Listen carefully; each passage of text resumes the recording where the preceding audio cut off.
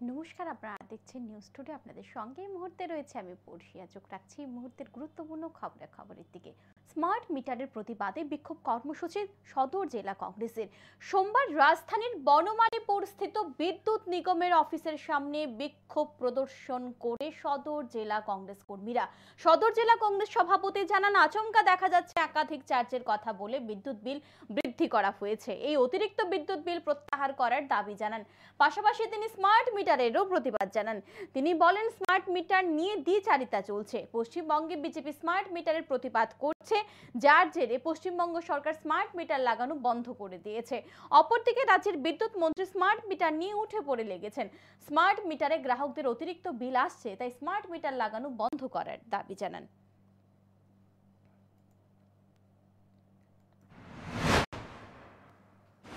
আপনারা সবাই অবগত আছেন যে গত মাসের বিলের সঙ্গে বিভিন্ন ট্যাক্স লাগিয়ে, যেমন সানরিস,